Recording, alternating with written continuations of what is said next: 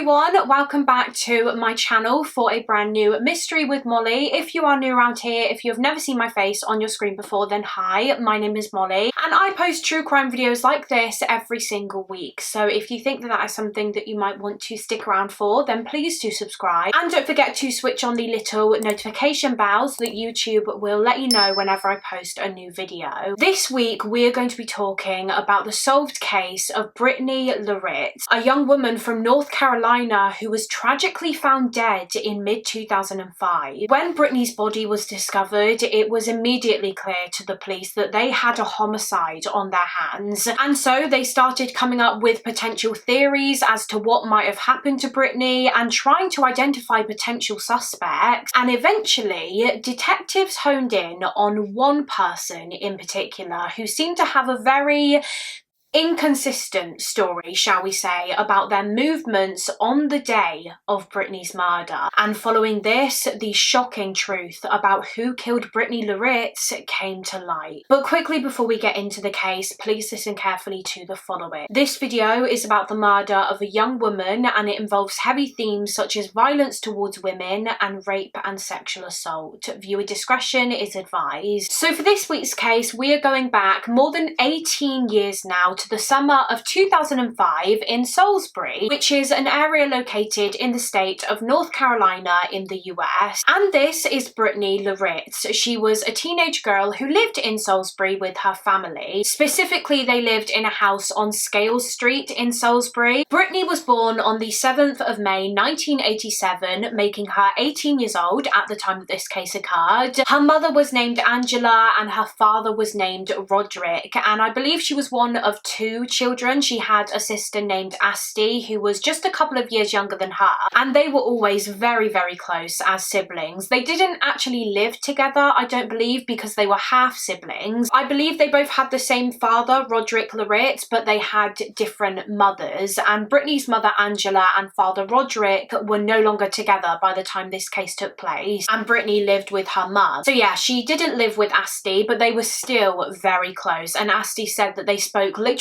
every single day. Brittany was the very first person that she spoke to in the morning. When she woke up, they would speak on the phone, and the very last person that she would speak to at night. They were just inseparable, it seems, and they were more than just sisters. They were also best friends. Despite the fact that she lived with her mum, Brittany was also very close to her father Roderick, and he described his daughter as just being such a special young girl who had an absolute heart of gold. He said that she was his angel. Brittany was also described as being quite a quiet young girl who I think enjoyed her downtime. She wasn't really like a party girl, I don't believe. She much preferred kind of staying home and having a cozy night in rather than going out. And she lived at home with her mother Angela, as I said, and also her mother's partner. His name was Reginald Weeks Jr., although I think he mainly went by Reggie. And Reggie ultimately became like a stepfather to Brittany. Brittany attended the North Rowan High School in North Carolina, and she was a very sporty student. She ran track, she was very intelligent, so she always got good grades. She also participated in a youth choir and she was an active member in her local church. Well, her whole family were really. Her mother Angela and her stepfather Reggie were very, very religious and avid churchgoers, so Brittany would always go to church with them. Just a couple of months before this case, in May of 2005, Brittany graduated from her high school and she got herself a little job for the summer holidays, and then after summer was over she had plans to go off to college. Sources state that she intended to go to the Rowan Cabarrus Community College and then eventually transfer to the North Carolina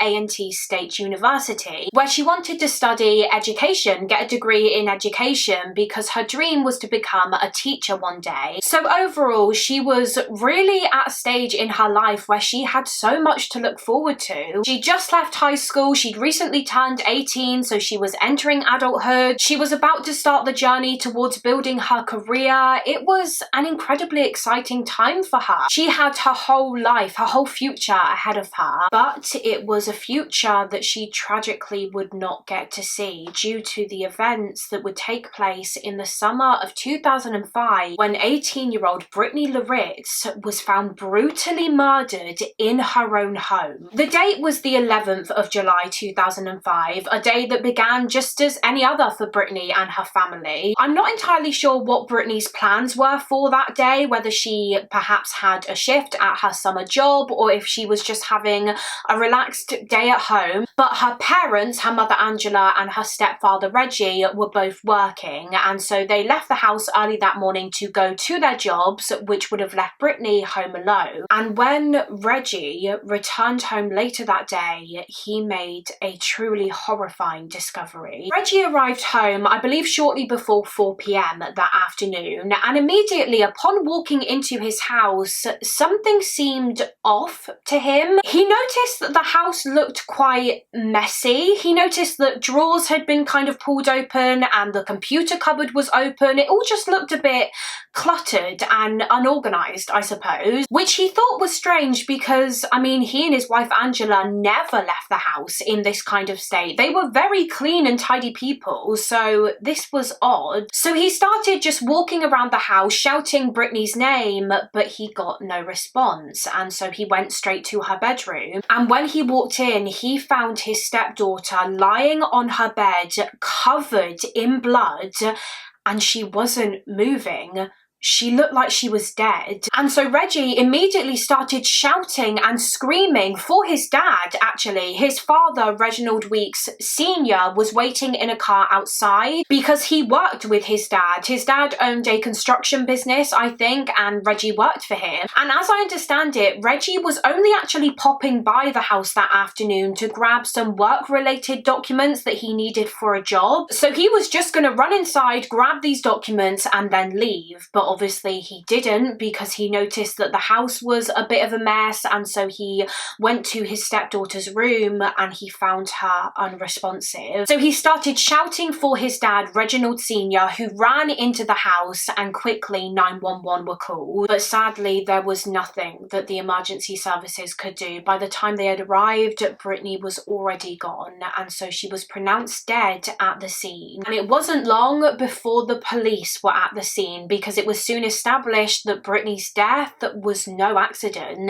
She had in fact been the victim of a vicious homicide, and it was easy to theorize pretty much straight away exactly how Brittany had been killed, because when first responders arrived, they noticed that she had what looked like a stab wound to her neck. The killer had tried to slit her throat, and that is what caused all of the blood. As I said, she was covered in blood. There was a big pool of blood underneath her body on the mattress. Although, interestingly, the police noticed that this blood was kind of all in one spot on the bed. It was all in the area of the mattress where Reggie said that Brittany was lying on the bed. It wasn't like there was blood all over the bed or all over the room. It was just kind of on Brittany herself and in this one area on the mattress. So this indicated to the police, number one, that Brittany was attacked and stabbed while she was lying in bed, but number two, it also indicated that she didn't really put up much of a fight. It wasn't like she was attacked and stabbed and she immediately tried to fight off her killer and get away, and so there was blood everywhere, and there also weren't really any defensive wounds to her body. There was nothing at the scene that suggested that there was this huge violent struggle between her and the attacker, and eventually the police theorized why this might have been. You see, as well as the stab wound, they also noticed what looked like a ligature mark around Brittany's neck. It looked as though she had been strangled with something, and they believed that that something was possibly a coat hanger. They found this metal wire coat hanger on the floor in Brittany's bedroom, which had kind of been bent out of shape, and it seemed to match up with the ligature mark to her neck. So it seemed likely that this coat hanger had been used to strangle Brittany. So the police thought that perhaps she was strangled by the attacker using the coat hanger first. She was strangled until she lost consciousness, and then that was when the attacker stabbed her in the neck with the knife. And because she was unconscious, she obviously couldn't fight back, hence the one pool of blood on her bed. And just as a side note, it was determined that the murder weapon had been taken from Brittany's own home. The police checked the kitchen, and a couple of knives from the knife block lock were missing, so it seemed as though the attacker had used one of these knives to stab Brittany in the neck. And this theory was ultimately confirmed later when her autopsy was conducted. The medical examiner found that she had indeed been strangled first with the coat hanger, strangled to unconsciousness, and then she was stabbed, and the stab wound to the neck was ultimately her official cause of death. In addition to that, the coroner also determined that Brittany may have been the victim of sexual assault because apparently there was what has been described as an abrasion to her genitalia, which indicated that she had had some sort of sexual contact before she was killed. But there was no seminal fluid found, so it seemed as though whoever had caused this abrasion had used a condom perhaps, and the medical examiner couldn't be certain whether or not this abrasion was caused by rape, so the police didn't know whether she'd had consensual sex with either the attacker or someone else shortly before she was murdered, or if this was in fact sexual assault. Because again, there were no self-defense injuries to her body, no signs of a struggle, so perhaps that indicated that it was consensual, or that maybe she was assaulted while she was unconscious, or you know, a lack of self-defense injuries of course doesn't automatically mean that she wasn't raped. Sometimes it's a case of fight or flight or freeze, I suppose. Some victims of sexual assault will try to fight off their attacker as much as they can. Others may just freeze because they are so scared and they just don't know what to do. So maybe that was what happened here. Maybe Brittany just froze out of fear if this was in fact a case of sexual assault. Brittany was fully clothed when she was found. She was actually wearing her pajamas, which suggested that she was killed earlier that day in the morning after her mother and stepfather had left for work, because she hadn't had a chance to actually get changed and ready for the day yet. And if she was sexually assaulted, then that obviously means that the perpetrator had redressed her after the attack. Now, much like the rest of the house, Brittany's bedroom was also very messy. Her drawers and her cupboards had been opened, and her clothes and belongings were kind of hanging out of the drawers and scattered everywhere. And as we know, that was also the case with the rest of the house. That was the first thing that Reggie noticed when he walked through the front door, that the house was messy. I mean, it almost looked like it had been ransacked. So this led the police to theorize that perhaps Brittany's murder was part of a robbery attempt. Maybe the killer broke in with the intention of committing burglary. Maybe he thought that no one was home, and so when he found Brittany in her bedroom, he panicked and decided to kill her because she was a witness. Although there were quite a few big problems with this robbery theory. Firstly, although the house looked like it had been ransacked, there didn't actually appear to be anything missing. It seemed as though Brittany's cell phone was missing, but everything else that should have been in the house was still there. So for example, jewellery which belonged to the family was still there in the home. Reggie Weeks and his wife Angela's credit cards were still in the house. The computer was still there. All of these items, which could have gotten the attacker a lot of money if they had sold them on, hadn't been stolen. Practically nothing had been stolen. So does that mean that the scene was staged? Had someone tried to make Brittany's murder look as though it was an attempted burglary for some reason, when in fact it wasn't? But another reason why the robbery theory didn't add up was because when the police checked the doors and the windows in the house, they realised that there were no signs of forced entry, no signs of a break-in. So that indicates that perhaps Brittany knew her killer and that she let them into the house that morning, because Brittany was apparently the type to never let strangers into her home, particularly if she was home alone. If someone knocked on the door and she didn't recognise them, she would not open it. So yeah, maybe her killer was someone that she knew and she let them inside that morning, or they already had their own access to the house. They had a key. Perhaps the person who took her life was a family member. Of course, as part of their inquiries, the police looked very closely at Brittany's loved ones, as is standard procedure in every homicide investigation. They spoke to everyone in her close circle, so this obviously included her father Roderick, her mother Angela, her stepfather Reggie. They were able to rule Roderick out as having anything to do with his daughter's death relatively quickly. As we know, Roderick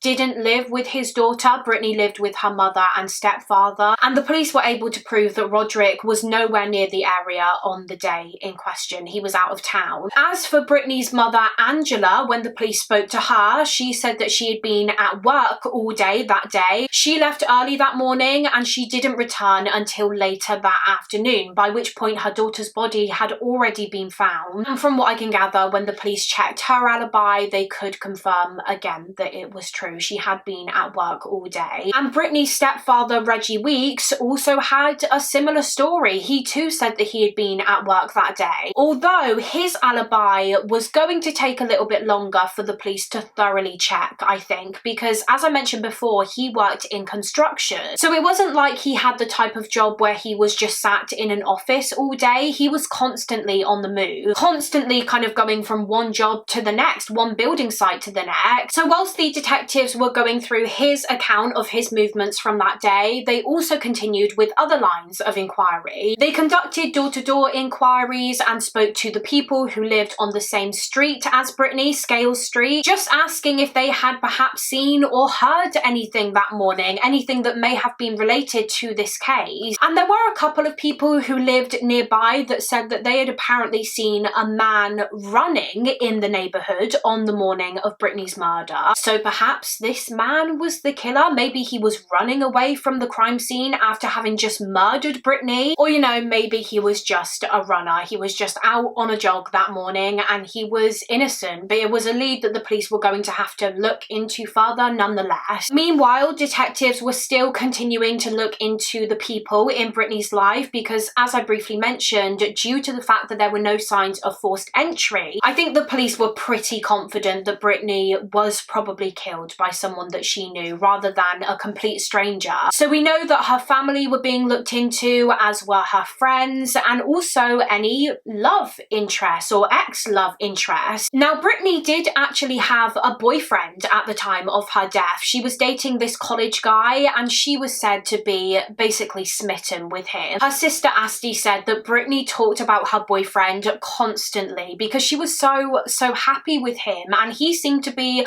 just as happy with her. He was also smitten. But regardless, he was still looked at as a person of interest in the investigation. He was asked to come down to the police station to be interviewed. He was asked where he was on the day that Brittany died, and ultimately when the police looked further into this, they were able to verify his alibi. He was where he said he had been that day, and so he couldn't have been the killer, and he was therefore ruled out. As well as her current boyfriend, ex-boyfriends of Brittany's were also looked at, and one ex-boyfriend in particular was looked at extensively because he apparently had had run-ins with the law before. He had a criminal past and he was just known for causing trouble, I think. Brittany's family really disapproved of him. They did not like it when Brittany was seeing him. Now, apparently, Brittany had actually had an abortion about 5 years before her death, so she only would have been like 13 to 14 years old, and it was alleged that this ex-boyfriend was the one who got her pregnant in the first place, but I don't know if that was ever proven to be true, so take that with a pinch of salt. So yeah, he really was considered a suspect in the case, but not for long. You see, he was very cooperative with the police when they interviewed him. He was willing to do anything that they wanted him to do to prove his innocence. He said that he would give DNA samples, he would take a lie detector test, etc, etc. And once again, the police were able to eliminate him entirely as a suspect in the case. He was not the perpetrator. So that was another dead end, really. However, it wasn't long before someone else in Brittany's life quickly rose to the very top of the suspect list. It was actually her stepfather, Reggie Weeks. The police soon became very suspicious of Reggie Weeks because of the fact that following his initial interview with detectives where he gave his account of his movements on the day that Brittany died, he actually agreed with them that he would come back to the police station in a couple of days' time to give over some DNA samples. However, when that day came, he just didn't turn up. He did not come to the police station as previously agreed. So obviously confused, the detectives went to his house and they just said to Reggie something along the lines of, "Hey, you might have forgotten, but you were supposed to come down to the police station today to provide us with your DNA and fingerprint samples." And Reggie responded to this by basically saying, "Yeah, well, I'm not willing to give you my samples calls anymore, and he also told the police that he had gotten himself a lawyer. So any further contact that they wished to make with him, they would have to do so through his lawyer now. Now, as I'm sure you can imagine, the police were very suspicious when they learned that Reggie was now refusing to give DNA, and the fact that he had gotten a lawyer so quickly. I mean, of course he has every right to get himself a lawyer, and he has a right to refuse to give over his DNA because, you know, he wasn't being arrested, so they couldn't force him to give it. But it just seems so bizarre to the police, because if he was innocent, wouldn't he want to give his DNA and fingerprints over to prove that he had nothing to do with his stepdaughter's murder, and therefore help the police find the real killer sooner? It just seems so strange that he had suddenly decided to be very uncooperative. But what also seems strange when the police looked further into it was his account of that day.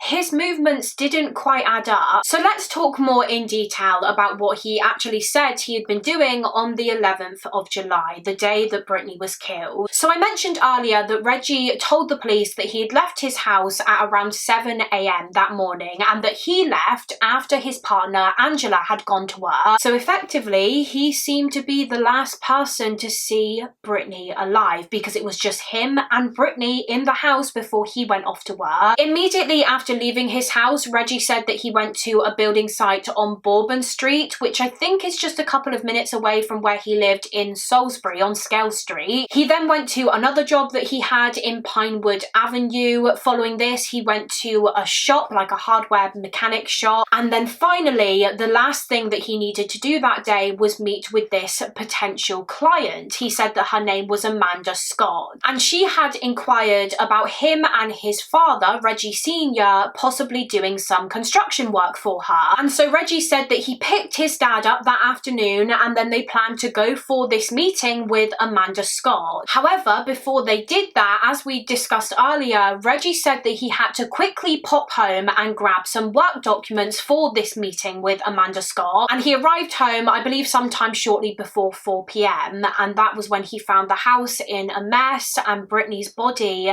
in her bedroom covered in blood. Upon finding his stepdaughter in this horrific state, Reggie told the detectives that he became very upset, and he claimed that he literally grabbed Brittany's body and basically cradled her in his arms. He was hugging her so tightly, whilst also shouting and screaming for his father, who was waiting outside in the car. And it was following this when 911 were called. However, there were several aspects of Reggie Weeks' story which just did not add up for the police. The first being that last part that I just told you about how Reggie said that when he found Brittany's body, he cradled her. And the reason that didn't add up was because basically very quickly after Brittany's body was discovered and emergency services were at the scene, the media heard the news and they rushed to the house where this murder had happened to begin reporting on it. And they took pictures and videos of the police at the scene outside of the home, and also of Brittany's family, who were of course very distressed outside. One of the pictures that was taken was this one of Brittany's mother Angela crying. Of course, she was heartbroken by the news of her daughter's death, and comforting her and also looking very upset himself was Reggie Weeks. However, what was interesting about this picture and other pictures of Reggie at the scene was that he didn't have much, if any, blood on him. You couldn't see any blood on his clothes, which didn't make sense given the fact that he had told the police that he had cradled Brittany's blood-soaked body when he found her. If that was true, surely he would have had some of her blood on him, but he didn't. But then why would he lie about that? Why would he lie about cradling Brittany? Was it a part of a cover-up story? Did he make that up so that it looked as though he was this loving and caring stepfather who was distraught about Brittany's murder, when in actual fact he was the one who killed her? But I mean, in terms of inconsistencies, that was just the tip of of the iceberg when it came to his story from that day. Another red flag emerged from the findings in Brittany's autopsy report. You see, when Reggie, and I think his father, called 911 after having just found Brittany, the 911 operator told the men on the phone to attempt CPR on Brittany to revive her whilst they waited for paramedics to get to the scene. And I think Reggie was acting on the phone like he was doing that. He was performing CPR, but when Brittany's autopsy was conducted, the coroner couldn't find any evidence that CPR had actually been attempted. So that seemed to be another thing that Reggie had lied about. And again, you have to ask yourself why. Why would he not attempt CPR? Why would he not want to revive his stepdaughter? Unless, again, he was the one responsible for her death and he therefore didn't want her to be saved, or he knew that she couldn't be saved by this point. So of course, both this and the lack of blood on his clothing made the police incredibly skeptical of Reggie Weeks, and they really started believing that he was probably the perpetrator. But of course, before they could arrest and charge him with anything, they needed more evidence, and they needed to prove that he actually had the opportunity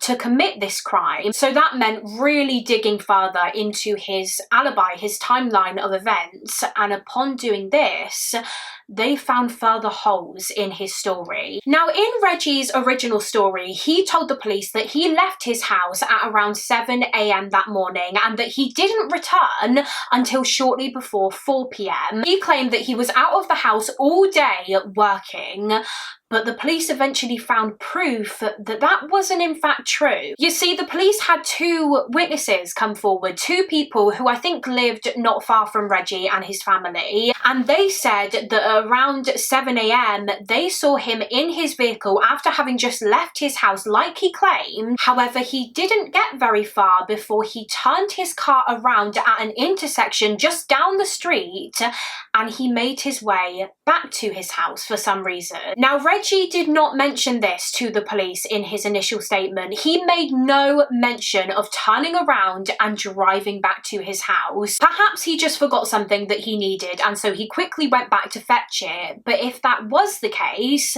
then why wouldn't he mention it to the police? After all, his story was that after leaving at 7 AM, he did not return until hours later in the afternoon. But these witness accounts now seem to discredit that. But information from a postal worker also seemed to discredit his story, because a postwoman or mailwoman came forward and she told the police that she saw Reggie Weeks arrive at his home around lunchtime as she was delivering mail to his house. Which again, he never mentioned to the police. He never told them that he went back home around midday. And interestingly, this postwoman told the police that Reggie didn't quite seem like his usual self when she saw him that day. Apparently he seemed quite upset and nervous and kind of on edge. Was this because he had just committed murder and he was panicking about how he was going to cover it up and get away with it? Some more inconsistencies in his story were exposed when a neighbour told the police that they saw and they spoke to Reggie Weeks outside of his house around 11 AM that day, which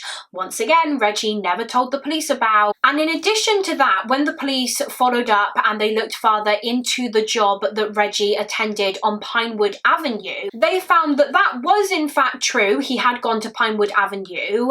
However, the police eventually identified witnesses who claimed that whilst Reggie was at Pinewood Avenue, they actually saw him burning something inside of a bucket, and then following this he put the contents of this bucket, whatever it was that he was burning, in a trash can, I think outside of the house that he was working on in Pinewood Avenue. So of course the police were very interested to find out what it was that he was burning in this bucket. Was it some evidence related to Brittany's murder that he was trying to dispose of? So they went to Pinewood Avenue, they opened up this trash can, and inside they found a cell phone, a cell phone that had very clearly been set on fire. And as it would turn out, this cell phone belonged to 18-year-old murder victim Brittany Loritts. It was the only thing that was missing from the house, and now it had been found burnt in a trash can. But unbelievably, the evidence against Reggie Weeks did not even stop there. Do you remember Amanda Scott, that client that Reggie told the police he and his father were due to have a meeting with on the afternoon of the 11th of July? The meeting that Reggie needed those work documents for, and so he went to collect them from his home before 4 p.m, and that was when he found his stepdaughter's body. Well, when the police looked further into this client,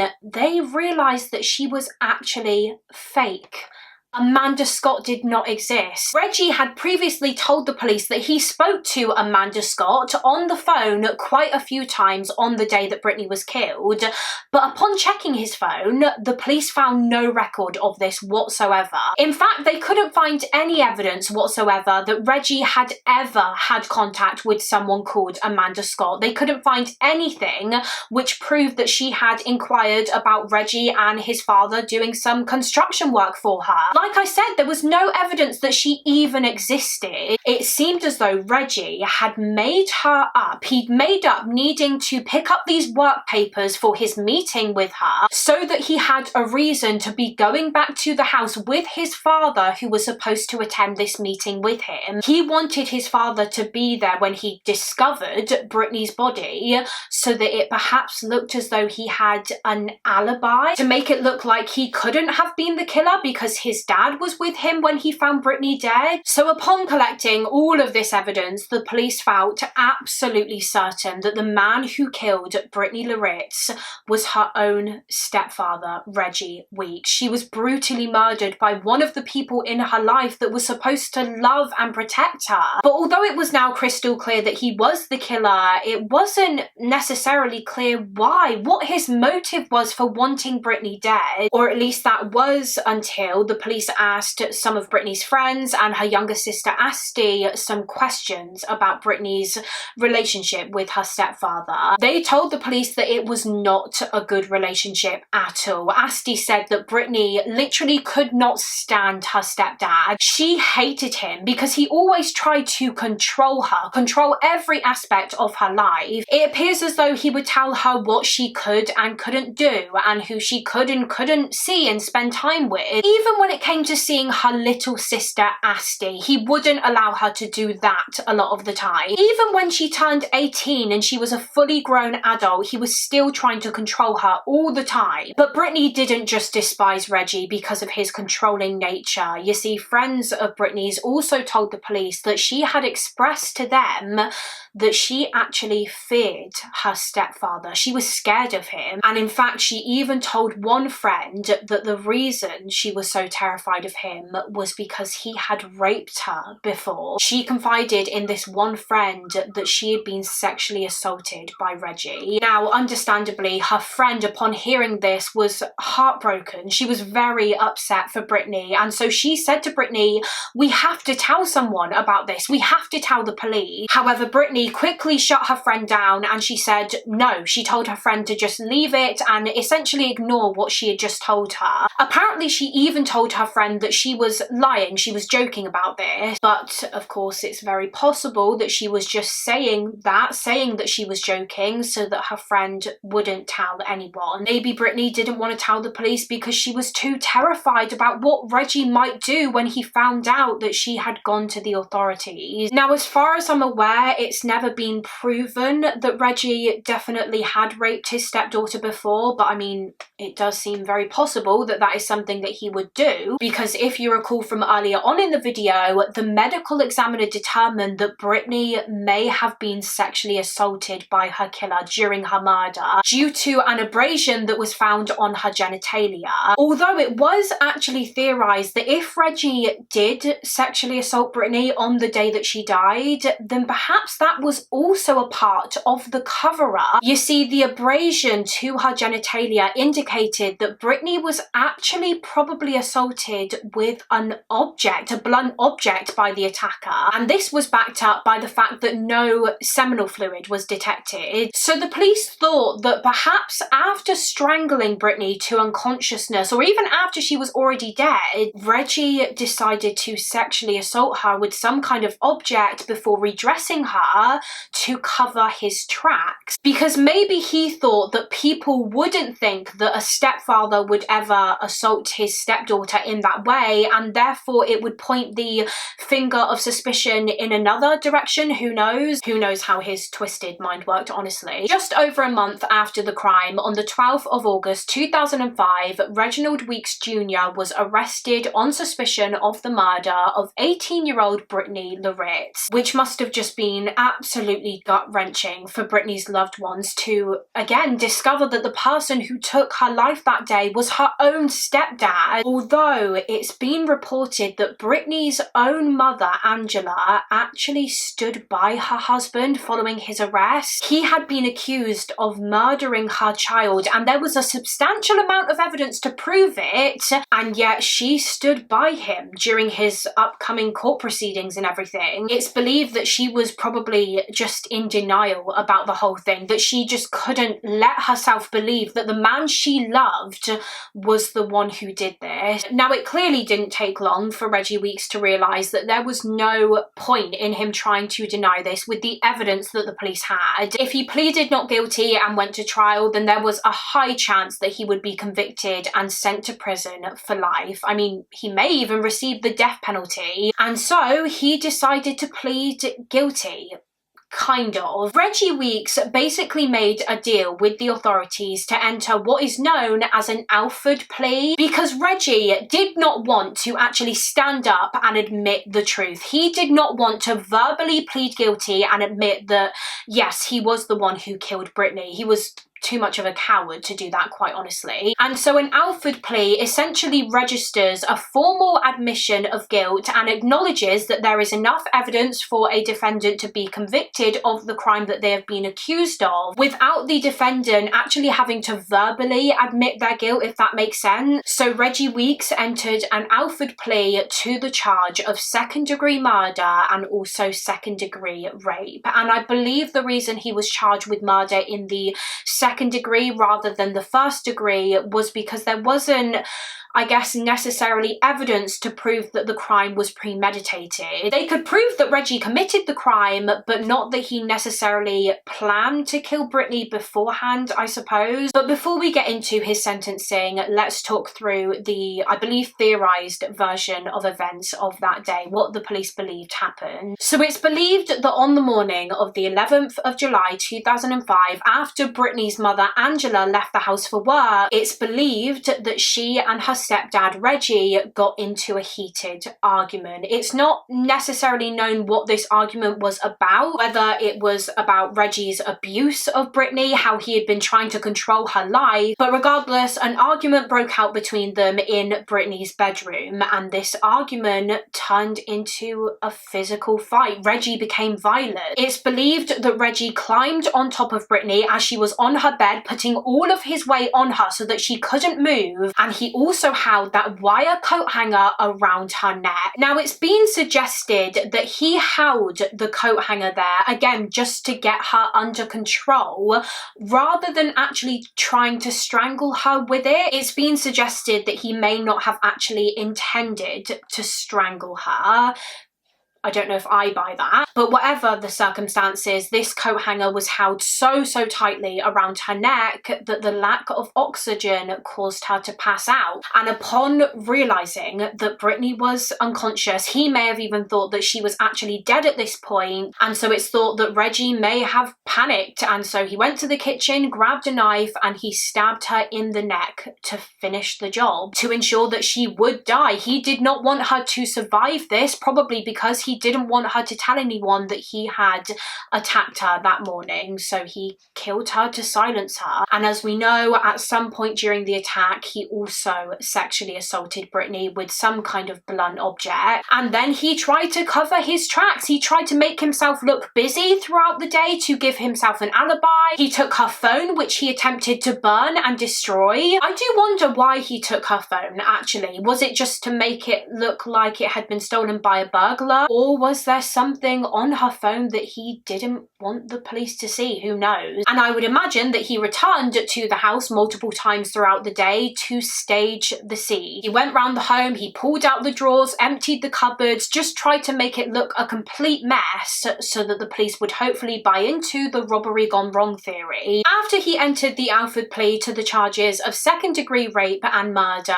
Reggie Weeks received a sentence of only about 9 years in prison. 9 years for the rape and murder of an innocent young woman. It's insane. And I can only imagine the pain and anger that Brittany's loved ones must have felt towards this. It's shameful, really. But alas, that was the sentence given to him, and he was sent off to prison. And of course, it's been well over 9 years now since this case occurred, so he has been released. According to sources, Reggie Weeks was released from prison in early 2015. So I don't think he even served the full 9 years. He was released early. He was taken back to jail about a year after his release in 2016 for parole violations. But as I understand it, as of 2023, he is a free man again. I don't know where he lives now. I don't know what he is doing, but yeah. Some argue that he essentially got away with what he did because, I mean, the amount of time that he served for rape and murder is just unbelievable. Hardly justice for Brittany at all, is it really? But that concludes this case. That is the case of Brittany Loritts. A really, really tragic story. Brittany was just 18 years old, barely an adult, and she had her whole life ahead of her. So much to look forward to before it was cruelly taken away again by someone who was supposed to love and protect her. But yeah, that is it for this video. As always, please do let me know your thoughts and opinions on the case in the comments down below. I would love to hear what you guys think. And also feel free to let me know of any other cases that you would like to see me cover on this channel. Again, you can let me know in the comments, or alternatively, I do have a case request form linked down below in the description box. Thank you all so much for watching. Please do give this video a thumbs up and subscribe if you haven't already, and I will see you again next week for another mystery with Mollie. Bye.